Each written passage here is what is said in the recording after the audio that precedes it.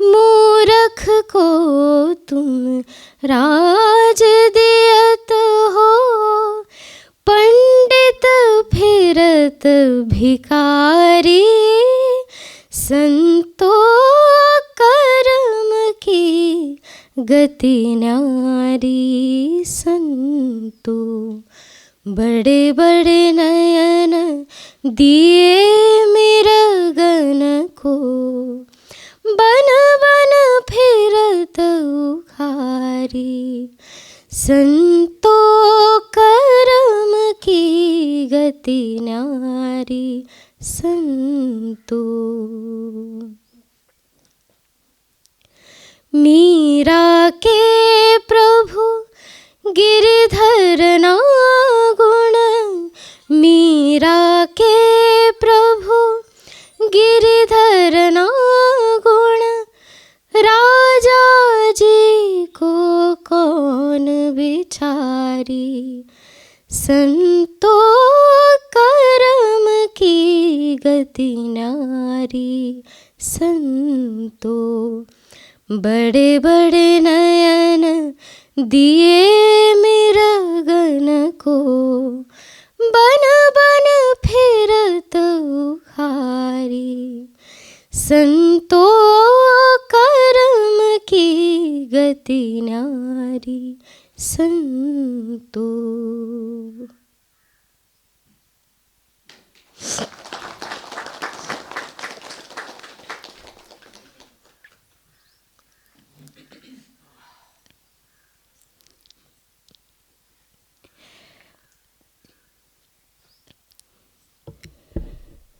केणु संग खेलू होली, केणु संग खेलू होली। पिया त्यज गए हैं अकेली, केणु संग खेलू होली। पिया त्यज गए हैं अकेली, केणु संग खेलू होली। पिया त्यज गए हैं अकेली, केणु संग खेलू होली। माणिक मोती सब हम छोड़े, माणिक मोती सब हम छोड़े। गल में पहनी सेली, भोजन भवन भलो नहीं लागे, भोजन भवन भलो नहीं लागे। मैं तो जन्म जन्म की चेली, तेनु बिलमाए हेली।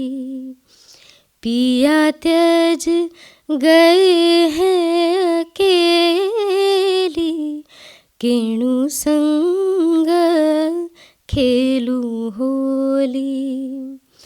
पिया त्यज गए हैं अकेली, केणु संग खेलू होली।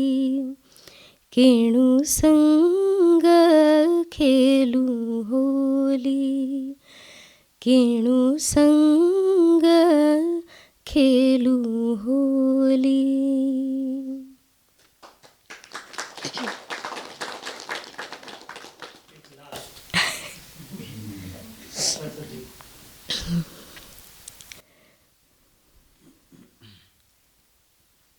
माई माई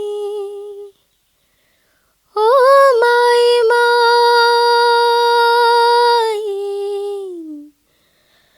माई माई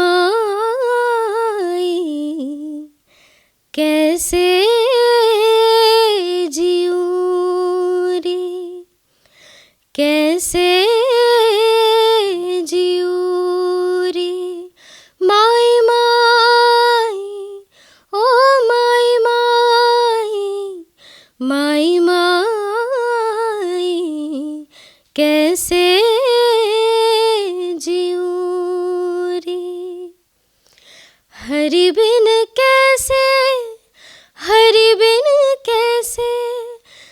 तुम्हारी बिन कैसे कैसे जियो माई माई, ओ माई माई, माई माई,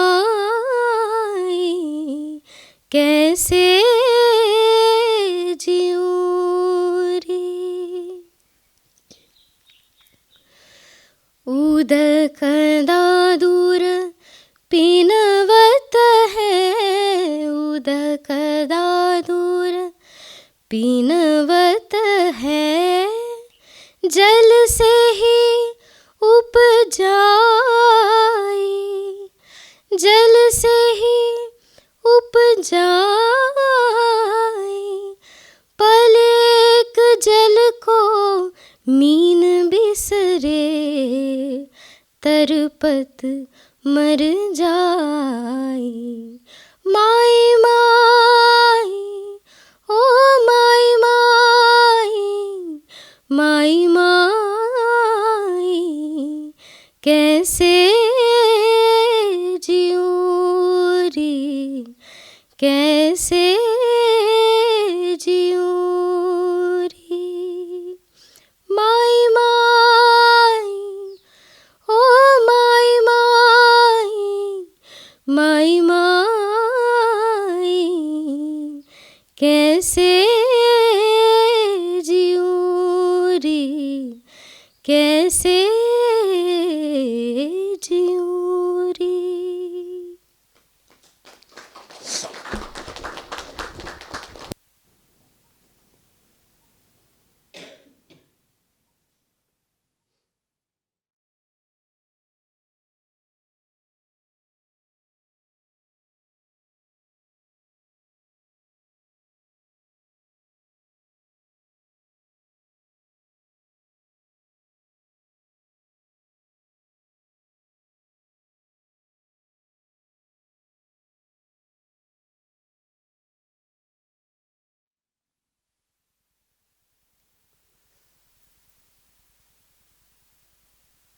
नई साल की पूर्व संध्या पर सभी मित्रों को बहुत बहुत आशीर्वाद, अभिनंदन।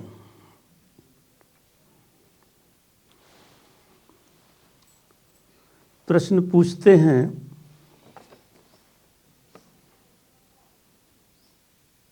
गुरु मृत्यु है,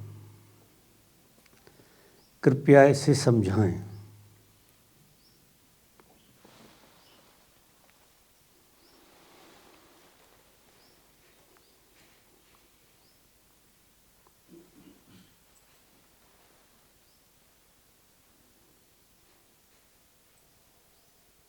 जीवन मृत्यु है,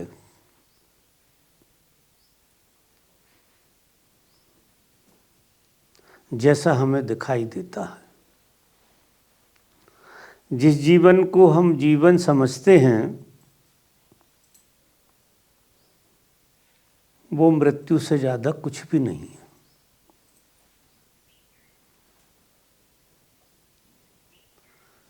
सद्गुरु का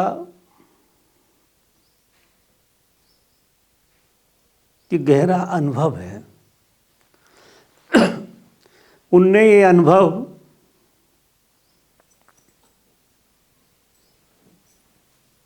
मर के जाना है। जब वो मिट गए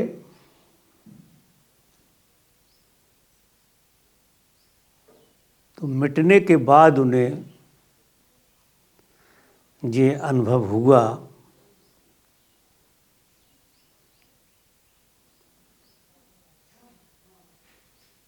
कि जीवन एक लंबी मरने की प्रक्रिया है। जीने जैसा तो कुछ भी नहीं है, लेकिन बहुत लंबी प्रक्रिया, 70-80 साल मृत्यु की प्रक्रिया है।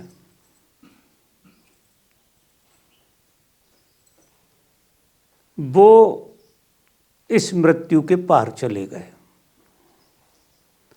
क्योंकि महाजीवन मरने के बाद प्रकट होता है। जैसे तुम्हारा जन्म होता है तथाकथित, ऐसे एक और जन्म होता है मरने के बाद। साधारण जीवन को भी मरना आवश्यक है, महाजीवन को तो बिल्कुल मर जाना आवश्यक है। और इसमें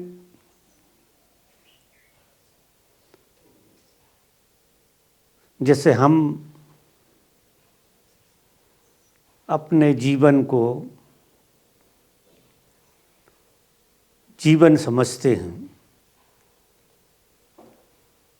उसके सपने देखते हैं, और सद्गुरु मृत्यु के उस पार हैं। तो जो आदमी जिस जगह खड़ा है वो दूसरों को उसी तरफ बुलाता है।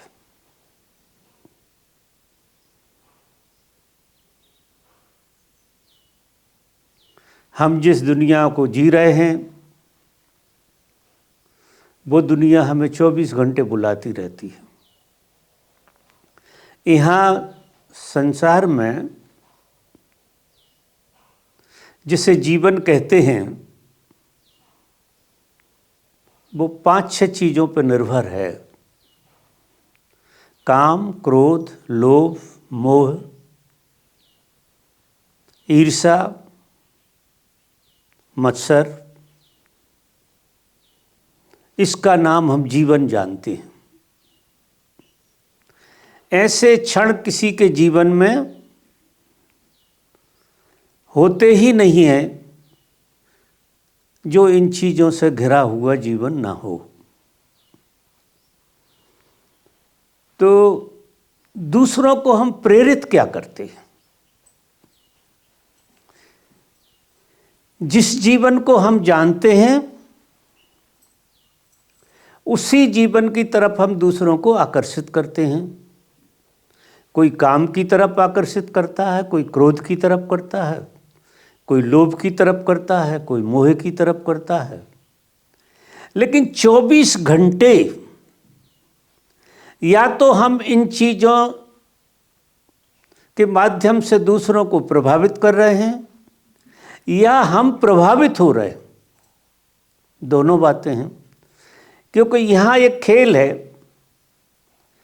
कि प्रभावित करने वाला भी उसी प्लेटफार्म पर खड़ा है और प्रभावित होने वाला भी उसी प्लेटफार्म पर खड़ा है। तो हम क्या करते हैं? हम अगर शक्तिशाली हैं तो हम उस बहाव में आ जाते हैं, दूसरों को हम उस बहाव में ले लेते हैं। और दूसरा शक्तिशाली है तो हम उसके प्रभाव में आ जाते हैं। एक कुछ जिंदगी ऐसी ही चल रही है। सच पूछो तो आदमी को धर्म की जरूरत नहीं है। आदमी स्वतंत्र होना चाहता है। मूल बात है स्वतंत्रता की। वो स्वतंत्र एक पल को भी अनुभव नहीं कर रहा है और वो स्वतंत्र होना चाहता है। उसे लगता है मैं इस चीज़ से स्वतंत्र हो जाऊं तो जीवन में बड़ा आनंद होगा। लेकिन जिस प्लेटफार्म पे वो खड़ा हुआ है वो प्लेटफार्म ही गलत है। महाभारत के युद्ध में यदि आप खड़े हुए हैं तो महाभारत के नियम आप पे लागू हैं। वो सारे नियमों को आपको जीना पड़ेगा। इस संसार भी एक तरह का महाभारत है और इसमें अस्त्र शस्त्र की जरूरत नहीं है। इसमें आपके शत्रु आपके साथ हैं और वो शत्रु आपको गुलाम बनाने की कोशिश कर रहे हैं। इन परिस्थितियों में जिसने जीवन के रहस्य को जान लिया, जो मर गया, उसे हम गुरु कहते हैं, सद्गुरु कहते हैं।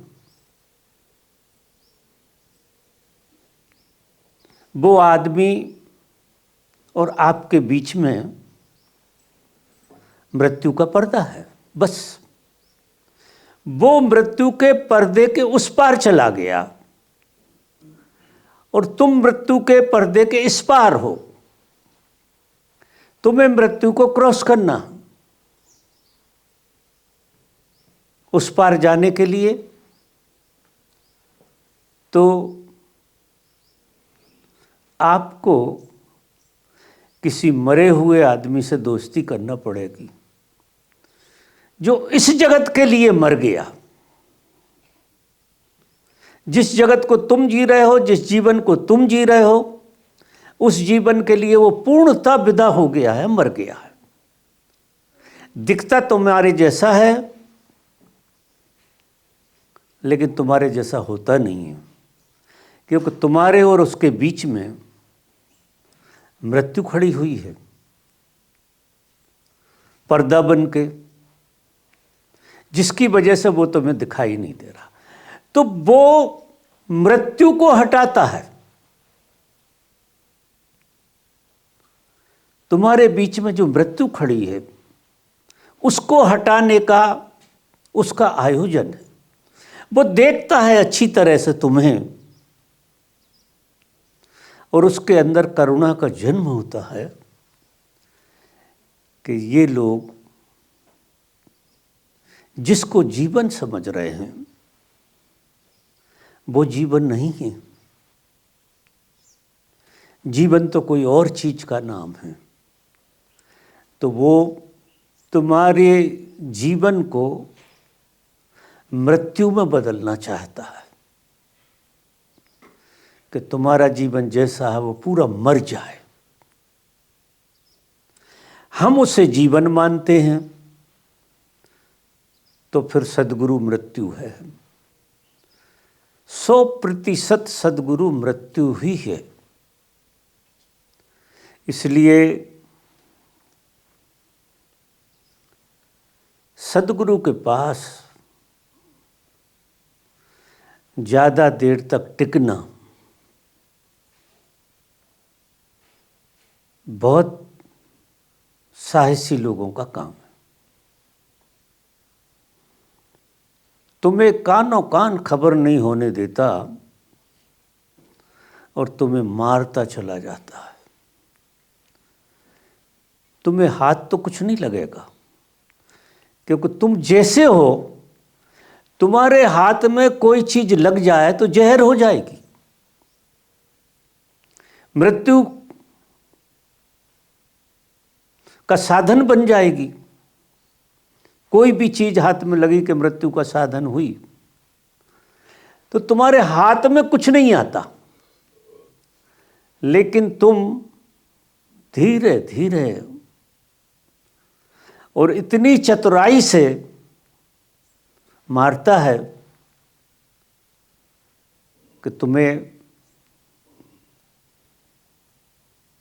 जब तक मर ना जाओ, जब तक मरने का बोध नहीं होता। जब तुम मर जाते हो तो तुम्हें क्या लगता है कि धोखा हुआ। पहली झलक में तो ऐसा लगता है कि धोखा हुआ। जिस सद्गुरु से हमने इतना प्रेम किया था और हम उस प्रेम को जीवन मानते थे, जैसे संसार के प्रेम को जीवन मानते थे, ऐसे सद्गुरु के जीवन को भी जीवन मानते थे। लेकिन हाथ में क्या लगा, तुम मिट गए। तो पहला अनुभव जब मिटने का होता है तब तो घबराहट हो जाती है। ऐसा लगता है ये क्या हो गया। और जब तुम पूर्ण रूप से उस मृत्यु के बाहर चले जाते हो, वहां से तुम्हारे भीतर जीवन के सूर्य का उदय होता है और तुम नए जीवन में प्रवेश करते हो,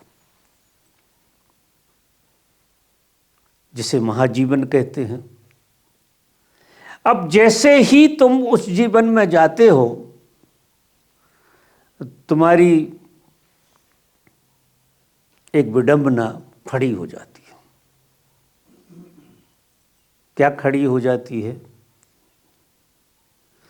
कि सारे मरे हुए लोग अपने को जीवित मानते हैं। जैसे ही तुम उस अनुभव से गुजरते हो और उस पार जाते हो, तो तुम्हें सब कोई मरा हुआ दिखता है। फिर तुम्हारे अंदर करुणा का जन्म होता है कि ये क्या हो रहा है। उस करुणा में तुम वापस लौटते हो और लोगों को मरने की कला सिखाते हो। ध्यान क्या है? ध्यान की विधियां धीरे धीरे तुम्हें मारती हैं, यानी मृत्यु की औषधि है मारने के लिए। मृत्यु मर जाए, उसमें ध्यान बड़ा सहयोगी है, साधन है। जो तुमसे ध्यान की बात करता है, मृत्यु की बात नहीं करता, क्योंकि मृत्यु की बात अगर वो सीधी करेगा कि तुम मर जाओगे मेरे साथ, तो तुम भाग जाओगे। 99% लोग तो भाग जाएंगे। आज के आज अगर मरना हो, शायद इस सभा में एक आध आदमी खड़ा हो, सब भाग जाएंगे। शायद कोई महावीर खड़ा रह जाए। तो तरीका है कि तुमको कहता कि ध्यान करो, बड़ा मजा आएगा। ध्यान से आपका चित्त शांत होगा, ये होगा, वो होगा, बहुत सारी बातें, और आपके लिए धीरे धीरे ऐसी अवस्था में ले जाता है कि जहां तुम ध्यान छोड़ नहीं सकते। अब मरने की प्रक्रिया का भी अद्भुत रहस्य है। मरते मरते मरते मरते आदमी इतना मर जाता है कि अब मरने के अलावा कोई उपाय ही नहीं बचा। अब लौट नहीं सकते हो। तो फिर क्या होता है, हम मरने के लिए राजी ही हो जाते हैं कि जब ये बात ऐसी ही है कि अब लौटने का कोई आयोजन ही नहीं है, तो हम राजी हो जाते हैं मरने के लिए। सद्गुरु के साथ सच्चा प्रेम मरने को राजी हो जाना। कबीर कहते हैं, जो घर बारे आपनु चले हमारे साथ। ओशो कहते हैं, मैं मृत्यु सिखाता हूं। अब मृत्यु को सीखने की बात है। कौन सीखेगा मृत्यु? लेकिन कुछ हैं लोग दिल वाले दुनिया में, कुछ साहसी लोग हैं इस दुनिया में। बाहर के जगत में भी इक्के दुक्के कुछ ऐसे लोग हैं जो सुसाइड कर लेते हैं। मैं मानता हूं बड़े साहसी लोग हैं। जीवन से इतना प्रेम होता है सबको, ये कैसे सुसाइड कर लेते हैं? आश्चर्य होता है जब मैं सुनता हूं कि किसी ने सुसाइड कर लिया, तो मुझे महा आश्चर्य होता है। इतना जाल है जीने के लिए, चारों तरफ जीने के लिए जाल फैला हुआ है। इतनी वासनाएं हैं, इतनी कामनाएं हैं, इतनी भावनाएं हैं, उन सब में से निकल के कोई सुसाइड कर लेता है। नकली मृत्यु है जी, ये असली मृत्यु नहीं है। लेकिन कुछ लोग इस नकली मृत्यु में मृत्यु को देख लेते हैं, सुसाइड कर लेते हैं। तो ऐसे ही कोई जिंदा दिल लोग ध्यान में उतरते हैं। ध्यान में उतरना मृत्यु को स्वीकारने जैसा है। जब कोई आदमी बहुत गहरा ध्यान करता है, ध्यान की बहुत गहराई में चला जाता है,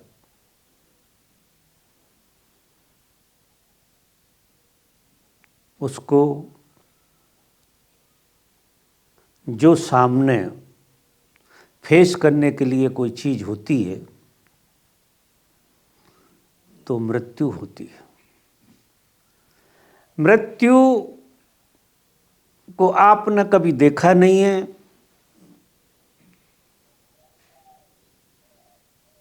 जाना नहीं है, समझा नहीं है, तुम्हें मृत्यु की प्रतीति डर की तरह होती है। मृत्यु सीधी तो कोई जानता नहीं है, लेकिन जो डर है,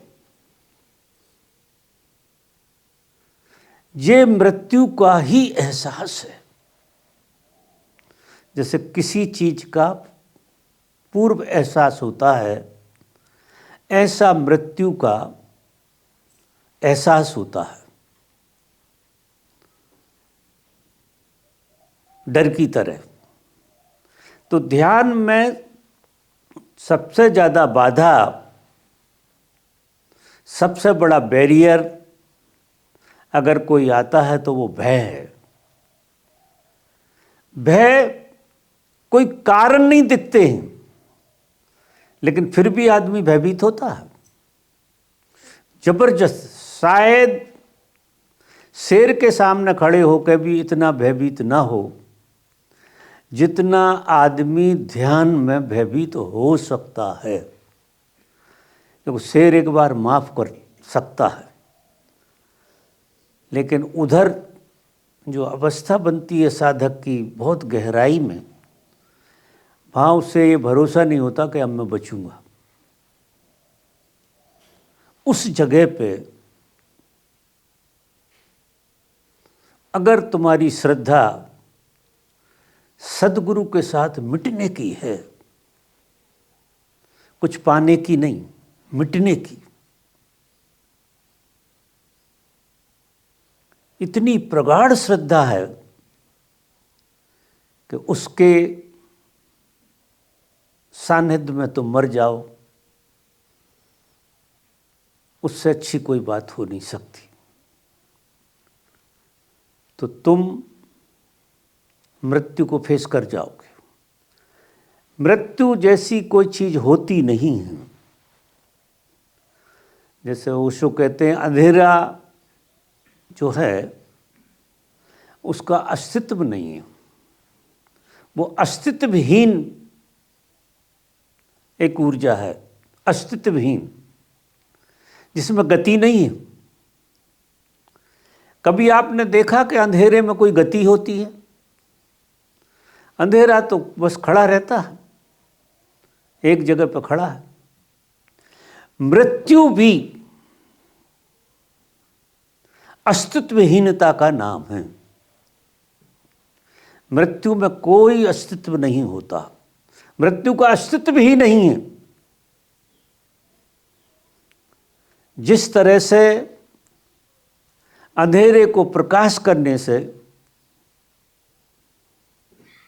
मिटाया जाता है, ये झूठा कहना है मिटाया जाता है, वो होता ही नहीं है, वो प्रकाश का अभाव था।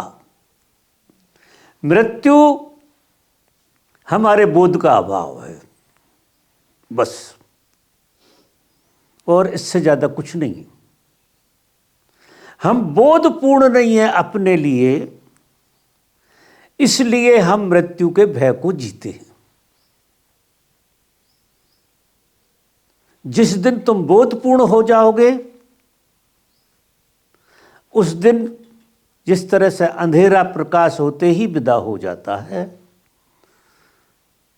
तुम्हारे जीवन से मृत्यु का भय विदा हो जाएगा। और मृत्यु का भय विदा जिसके जीवन में हो गया, वो जब भी होता है जब उसके जीवन में अमृत की बरसात होती है। प्रकाश, अमृतमय, चैतन्यमय, प्रसाद की तरह जब उतरता है तो मृत्यु विदा हो जाती है। विदा क्या हो जाती है? हंसी आती थी ही नहीं। अब इस हॉल में अंधेरा है और प्रकाश कर दिया जाए तो ढूंढने जाओगे क्या इसे? क्या इसकी कहानियां गढ़ोगे? हंसोगे कि कुछ था ही नहीं, प्रकाश का अभाव था। इसी तरह से मृत्यु बोध का अभाव है। सद्गुरु तुम्हें बोध देता है, और जैसे हो तुम, जिस तरह से तुम अंधेरे से ज़्यादा कुछ हो ही नहीं। डर यानी अंधेरा। ऐसा आदमी ढूंढना मुश्किल है जो दिन भर में 10-20 बार डरता ना हो। फिर कारण कुछ भी हो तुम्हारे डरने का, लेकिन डर लगा रहता, वो सब मृत्यु की खबर है।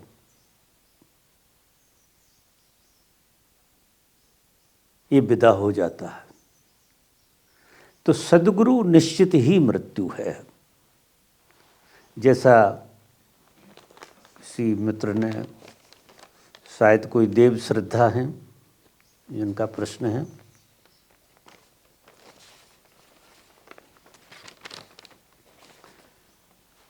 फिर कोई ने प्रश्न पूछा है, ओशो क्या है? मैंने जो अभी आपको व्याख्या की सारी, इस व्याख्या का नाम ही ओशो है। जो मैंने अभी आपको पूरा समझाया, इसी को ही ओशो कहते हैं। ओशो एक जागृत चेतना को हमने नाम दिया है। वो एक जागृत चेतना है, और सारा विवरण मैंने जो अभी कहा उसको ऐसा मानो कि यही सब ओशो है।